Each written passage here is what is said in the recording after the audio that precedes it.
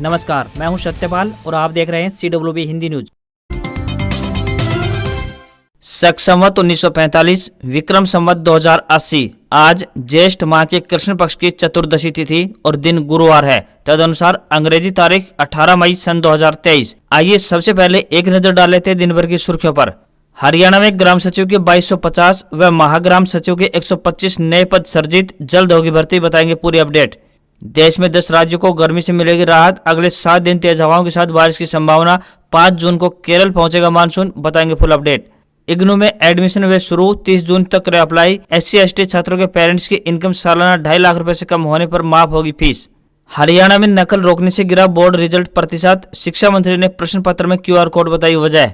BSF की communication wing के लिए आवेदन की डेट बढ़ी, अब उम्मीदवार 21 मई तक करें अप्लाई। 247 पदों पर होगी भर्ती। हिंदुजा ग्रुप के चेयरमैन SP हिंदुजा का निधन, 87 साल की उम्र में लंदन में ली आखिरी सांस। रेवाड़ी महेंद्रगढ़ मार्ग की बदलेगी सूरत, जून में शुरू होगा निर्माण कार्य, बनने वाली सड़क 4 लेन होगी, अनुमानित लागत करीब 29 करोड़ रुपए। राजस्थान में शिक्षक भर्ती यानी रीट मेंस के रिजल्ट का इंतजार खत्म, बताएंगे पूरी अपडेट। और अब खबरें विस्तार से। जिला आयुष समिति कैथल के द्वारा डाटा एंट्री ऑपरेटर के पदों पर भर्ती के लिए आवेदन आमंत्रित किए गए हैं। जो भी उम्मीदवार इन पदों के लिए इच्छुक है वह अपना आवेदन भेज सकता है। आपको बता दें कि यह भर्ती अनुबंध आधार पर की जाएगी। महिला व पुरुष दोनों वर्गों के उम्मीदवार अपने आवेदन भेज सकते हैं। लोकल एरिया के आवेदकों को प्राथमिकता दी जाएगी। आवेदन करने की अंतिम तिथि 23 मई 2023 तय की गई है। आवेदकों को कोई भी आवेदन शुल्क जमा नहीं करना होगा, यानी ये भर्ती फ्री है। आयु सीमा 18 वर्ष से लेकर 42 वर्ष के बीच निर्धारित की गई है। इन पदों के लिए उम्मीदवारों को ऑफलाइन आवेदन करने होंगे। उम्मीदवारों से विनम्र निवेदन है कि भर्ती के लिए आवेदन करने से पहले आधिकारिक विज्ञापन अवश्य देख ले। हरियाणा में 10वीं और 12वीं के बोर्ड रिजल्ट प्रतिशत में गिरावट दर्ज की गई है। इस पर प्रदेश के शिक्षा मंत्री कंवरपाल गुर्जर की तीखी प्रतिक्रिया सामने आई। उनका कहना है कि इस बार सरकार ने नकल पर प्रभावी अंकुश लगाने का काम किया है। प्रश्न पत्र में QR कोड जैसी तकनीक अपनाकर बोर्ड परीक्षा में नकल रोकने का काम किया है। इसके साथ ही कोरोना काल के कारण भी परीक्षा परिणाम के प्रतिशत में कमी आने की वजह रही है। उन्होंने कहा कि अधिकारियों के साथ चर्चा की गई है, जल्द ही बोर्ड रिजल्ट सुधार के लिए भी कदम उठाए जाएंगे। हरियाणा विद्यालय शिक्षा बोर्ड की ओर से आयोजित 12वीं की परीक्षाओं का परिणाम पिछले साल के मुकाबले करीब 6% कम रहा, तो इस साल 12वीं का परीक्षा परिणाम 81.66% रहा है। जबकि पिछले साल की बात करें तो परीक्षा परिणाम 87% था। 12वीं के मुकाबले 10वीं के परिणाम ज्यादा खराब रहे। इस परीक्षा में पिछले साल के मुकाबले रिजल्ट प्रतिशत में 7% की गिरावट दर्ज की गई है।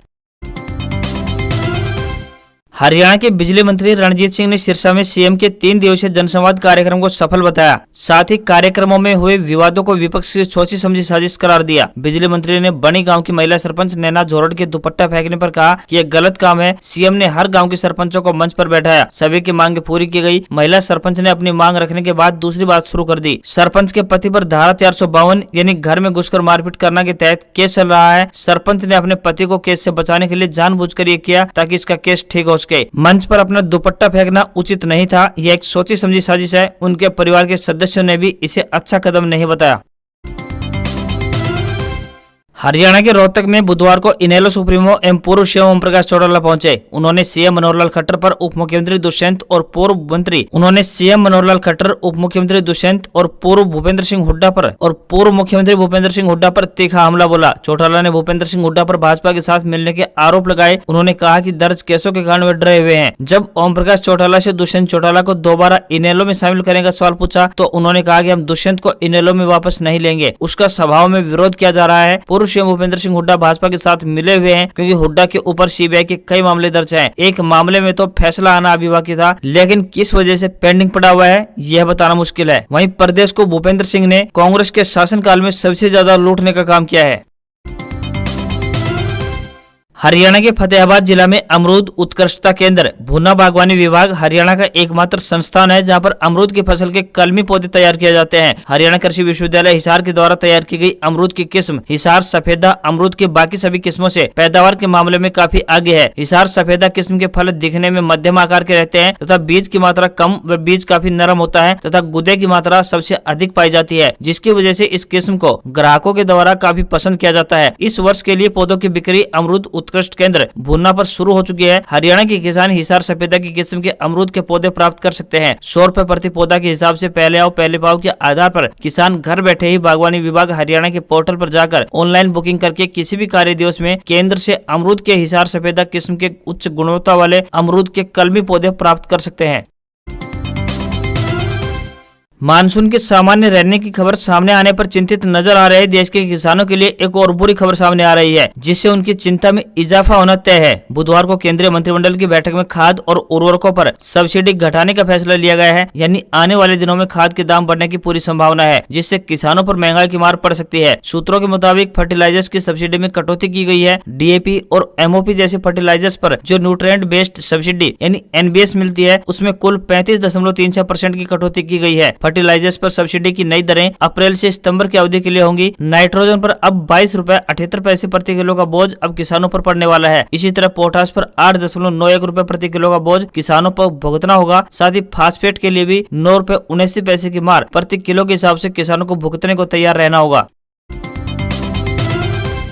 देश के उत्तर पर्वतीय क्षेत्रों में मंगलवार से एक और वेस्टर्न डिस्टर्बेंस एक्टिव हो गया है, जिसके चलते आने वाले दिनों में हरियाणा, दिल्ली, NCR में मौसम में बदलाव देखने को मिलेगा। वहीं गुजरात, राजस्थान, त्रिपुरा, मिजोरम, नागालैंड, उत्तर प्रदेश, बिहार, झारखंड में हल्की बारिश हो सकती है। केरल और तमिलनाडु में भी बारिश की संभावना जताई गई है। मौसम विभाग ने अगले एक हफ्ते यानी 18 से 24 मई के बीच मौसम की तेजी से बदलने की भविष्यवाणी की है। तापमान में गिरावट आएगी, जिससे गर्मी से राहत मिल सकती है। वहीं हिमाचल प्रदेश में बारिश का येलो अलर्ट जारी किया गया है। इस साल केरल में दक्षिण पश्चिम मानसून 4 दिन देरी से पहुंचने का अनुमान है। IMD के मुताबिक मानसून 5 जून तक दक्षिणी राज्य में पहुंच सकता है। यह आमतौर पर 1 जून को केरल में दस्तक देता है। इसके साथ ही देश में मानसून यानी बारिश के मौसम की आधिकारिक शुरुआत भी मानी जाती है। इस साल मानसून के सामान्य रहने का अनुमान जताया गया है। मौसम की भविष्यवाणी करने वाली प्राइवेट एजेंसी स्काईमेट के मुताबिक एक शक्तिशाली चक्रवाती तूफान फेबियन दक्षिणी हिंद महासागर से ऊपर की ओर बढ़ रहा है। इसे तट तक पहुंचने में लगभग 1 हफ्ते का समय लग सकता है। हरियाणा के हिसार में तलवंडी राणा धरना 100वें दिन में प्रवेश कर चुका है। बुधवार को ग्रामीणों ने थाली बजाकर सरकार के खिलाफ अपना रोष जाहिर किया। ग्रामीण तलवंडी राणा से शुरू हुए और धरना स्थल तक थाली बजाते हुए पहुंचे। ग्रामीणों ने फैसला किया है कि धरने के 100 दिन धरना स्थल पर थाली बजाकर सरकार को जगाने का काम किया जाएगा। पिछले 3.5 महीनों से सड़क निर्माण की मांग को लेकर पूरे गाँव के ग्रामीण धरने पर बैठे हैं। बता दें कि हरियाणा सरकार ने हिसार एयरपोर्ट के रनवे विस्तार के लिए हिसार से तलवंडी राणा वाया बरवाला जाने वाले रास्ते को बंद कर दिया। तलवंडी सहित अन्य गाँव के ग्रामीणों ने इसका विरोध किया। ग्रामीणों के विरोध को देखते हुए सरकार ने रात को सड़क उखाड़ दी। इसके बाद ग्रामीणों ने चंडीगढ़ हाईवे पर स्थायी धरना लगा दिया है। हरियाणा में रोहतक के गांव बलंबा स्थित सहकारी बैंक पर ग्रामीणों ने ताला जड़ दिया। ग्रामीणों का आरोप है कि मैनेजर से मिली भगत कर 800 लोगों के इंश्योरेंस क्लेम के 98 लाख रुपए हड़प लिए। इस दौरान बैंक स्टाफ और ग्रामीणों में जमकर हंगामा हुआ। सूचना पाकर पुलिस मौके पर पहुंची। महम थाना के SHO ने दोनों पक्षों को शांत कराया। ग्रामीणों ने आरोप लगाया कि वे सहकारी बैंक शाखा से बीमा करवाते हैं। साल 2017 में करीब 800 से 900 किसानों के 1,37,00,000 रुपए से अधिक का बीमा क्लेम के पैसे आए थे। उनका आरोप है कि बैंक शाखा मैनेजर अन्य अधिकारियों के साथ मिलकर किसानों के इन पैसे को हड़पना चाहते हैं। उन्होंने आरोप लगाया कि पैसे हड़पने के लिए कुछ किसानों को पैसा बांट दिया गया, लेकिन तकरीबन 98 लाख रुपए का कोई हिसाब मैनेजर नहीं दे पा रहा है। ग्रामीणों ने कहा कि बैंक मैनेजर पहले भी 37 लाख रुपए के गबन का आरोपी है, जो कुछ समय पहले ही बहाल हुए हैं। अब फिर से किसानों के इंश्योरेंस का 98 लाख रुपए गबन करना चाहता है। यदि आप अच्छी जगह पैसा निवेश करना चाहते हैं तो हम आपको एक ऐसी योजना के बारे में बताने जा रहे हैं जो आपको अमीर बना सकती है। यह योजना है पोस्ट ऑफिस की पब्लिक प्रोविडेंट फंड यानी PPF योजना। इस स्कीम की खासियत यह है कि इसमें आपका निवेश पूरी तरह से सुरक्षित है। यह बाजार के उतार चढ़ाव से प्रभावित नहीं होता है। ये ब्याज दरें सरकार के द्वारा तय की जाती है, जिनकी तिमाही आधार पर समीक्षा की जाती है। यदि आप डाकघर या फिर बैंक शाखा में सार्वजनिक भविष्य निधि यानी PPF का खाता खोल सकते हैं तो यह खाता महज 500 रुपए में खोला जा सकता है। इसमें सालाना 1.5 लाख रुपए तक जमा किया जा सकता है। इस खाते की मैच्योरिटी 15 साल की होती है, लेकिन मैच्योरिटी के बाद इसे 5-5 साल के ब्रैकेट में आगे बढ़ाने की भी सुविधा उपलब्ध है। अगर आप PPF खाते में हर महीने 12,500 रुपए जमा करवाते हैं और इसे 15 साल तक बनाए रखते हैं तो मैच्योरिटी पर आपको कुल 40,68,000 रुपए मिलेंगे। इसमें आपका कुल निवेश 22,50,000 रुपए होगा, जबकि 18,18,000 रुपए आपकी ब्याज से होने वाली आमदनी होगी। यह कैलकुलेशन अगले 15 साल के लिए 7.1% सालाना की ब्याज दर मानकर की गई है। अगर आप इस योजना से करोड़पति बनना चाहते हैं तो आपको इसे 15 साल के बाद 2 बार यानी 5-5 साल तक बढ़ाना होगा। यानी अब आपकी निवेश अवधि 25 साल की हो गई है। इस तरह 25 साल बाद आपका टोटल कॉपर्स 1,03,00,000 रुपए हो जाएगा। इस अवधि में आपका कुल निवेश 37,50,000 रुपए का होगा, जबकि आपको ब्याज आय के रूप में 65,58,000 रुपए मिलेंगे। ध्यान रहे कि अगर आप पीपीएफ खाते को आगे बढ़ाना चाहते हैं तो मैच्योरिटी होने से 1 साल पहले ही आवेदन करना होगा। परिपक्वता के बाद खाते को बढ़ाया नहीं जा सकता है। हरियाणा के पंचायतों में सरपंचों के साथ विकास कार्य की जिम्मेदारी निभाने वाले पंचायत सचिवों पर काम का दबाव अब कम होने वाला है। ग्राम सचिव 2 के 2250 पदों का सृजन किया जाएगा। इसके अलावा महाग्राम सचिव के भी 125 नए पद बनाए गए हैं। इन पदों को भरने के लिए विकास एवं पंचायत विभाग द्वारा शीघ्र ही हरियाणा कर्मचारी चयन आयोग यानी HSSC को सिफारिश की जाएगी। विकास एवं पंचायत विभाग के अतिरिक्त मुख्य सचिव अनिल मलिक ने नए पदों को लेकर अधिसूचना जारी कर दी है। ग्राम सचिव 2 के भर्ती के लिए स्नातक डिग्री और कंप्यूटर ज्ञान होना अनिवार्य है। मौजूदा ग्राम सचिवों को अब ग्राम सचिव 1 के रूप में परिवर्तित किया गया है। महाग्राम सचिव का न्यूनतम वेतनमान 29,200 रुपए, ग्राम सचिव 2 का न्यूनतम वेतनमान 25,500 रुपए और ग्राम सचिव 1 का न्यूनतम वेतनमान 19,900 रुपए होगा। महाग्राम सचिव के पद ग्राम सचिव 2 को पदोन्नति या फिर ट्रांसफर से भरा जाएगा। वहीं ग्राम सचिव 1 के पद सीधी भर्ती और ग्राम सचिव 2 के पद ग्राम सचिव 1 को पदोन्नति या फिर सीधी भर्ती के जरिए भरे जाएंगे। सरकारी नौकरी की तैयारी कर रहे युवाओं के लिए अच्छी खबर है। बॉर्डर सिक्योरिटी फोर्स यानी BSF ने 240 से ज्यादा पदों पर वैकेंसी निकाली है। इसके तहत हेड कांस्टेबल के पदों पर भर्तियां की जाएंगी। इसमें शामिल होने के लिए 12वीं पास उम्मीदवार बॉर्डर सिक्योरिटी फोर्स की ऑफिशियल वेबसाइट recruit.bsf.gov.in पर जाकर अब 21 मई तक अप्लाई कर सकते हैं। उम्मीदवारों का सिलेक्शन रिटन टेस्ट के बाद फिजिकल टेस्ट के आधार पर किया जाएगा। भर्ती में सिलेक्ट होने पर उम्मीदवार को पे मैट्रिक्स लेवल 3 स्केल यानी 25,500 रुपए से लेकर 81,100 रुपए तक सैलरी दी जाएगी। उम्मीदवारों का किसी भी मान्यता प्राप्त बोर्ड से फिजिक्स, केमिस्ट्री और मैथमेटिक्स में न्यूनतम 60% अंकों के साथ 12वीं की परीक्षा पास होना जरूरी है। हालांकि 12वीं के बाद ITI किए हुए उम्मीदवार भी आवेदन कर सकते हैं। भर्ती में सिलेक्ट होने पर उम्मीदवार को पे मैट्रिक्स लेवल 3 स्केल के आधार पर 25,500 रुपए से लेकर 81,100 रुपए तक सैलरी दी जाएगी। राजस्थान में शिक्षक भर्ती परीक्षा यानी रीट मेंस के रिजल्ट का इंतजार अब खत्म होने वाला है। राजस्थान कर्मचारी चयन बोर्ड मई के आखिरी सप्ताह से इसका रिजल्ट जारी करना शुरू कर देगा। सबसे पहले लेवल 1 का रिजल्ट जारी होगा, उसके बाद लेवल 2 के अलग अलग विषयों के परिणाम आएंगे। मई के आखिर में लेवल 1 के साथ लेवल 2 के कुछ विषयों के पेपर का रिजल्ट जारी करने की तैयारी की जा रही है। 15 जून से पहले लेवल 2 के सभी विषयों का रिजल्ट जारी कर दिया जाएगा। बोर्ड की ओर से 48,000 पदों के लिए शिक्षक भर्ती परीक्षा 25 फरवरी से लेकर 1 मार्च तक कराई गई थी। इस बार 48,000 पदों के लिए दोगुना के हिसाब से यानी 96,000 अभ्यर्थियों को जांच के लिए शॉर्टलिस्ट किया जाएगा। इतनी बड़ी संख्या में अभ्यर्थियों के दस्तावेजों की जांच में भी विभाग को 2 से 3 महीने तक का समय लग सकता है। साथ ही आपको यहाँ पर बताते चले कि चुनावी साल में अगर अभ्यर्थियों को अगस्त या फिर सितंबर तक पोस्टिंग नहीं मिली तो अक्टूबर में आचार संहिता की वजह से शिक्षक भर्ती अटक भी सकती है।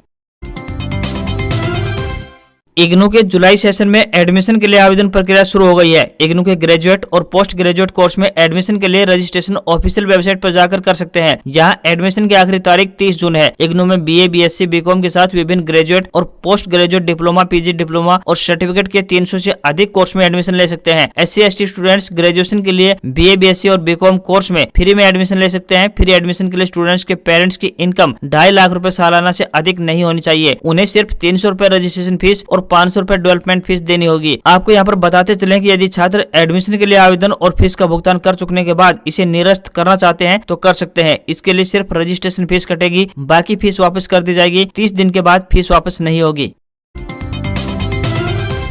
शेयर बाजार में गिरावट देखने को मिली है। सेंसेक्स 371 अंकों की गिरावट के साथ 61,560 के स्तर पर बंद हुआ। निफ्टी 104 अंक फिसलकर 18,181 के स्तर पर पहुंच गया। सेंसेक्स के 30 शेयरों में से 23 में गिरावट और सिर्फ 7 में तेजी देखने को मिली है। रुपया अमेरिकी डॉलर के मुकाबले 13 पैसे कमजोर होकर 82 रुपए 28 पैसे के स्तर पर बंद हुआ। ब्रेंट क्रूड फिलहाल $75 प्रति बैरल के आसपास कारोबार कर रहा है। वहीं सराफा बाजार की बात करें तो सराफा बाजार में सोने चांदी की कीमतों में गिरावट देखने को मिली है। सराफा बाजार में 22 कैरेट सोने की कीमत 55,526 रुपए प्रति 10 ग्राम स्तर पर पहुंच गई है। चांदी की कीमत में मामूली गिरावट देखने को मिली है। ये 191 रुपए सस्ती होकर 71,739 रुपए प्रति किलोग्राम के स्तर पर पहुंच गई है। आज खबरों में बस इतना ही। देखते रहिए हरियाणा का सबसे बेहतरीन news channel CWB Hindi news. नमस्कार।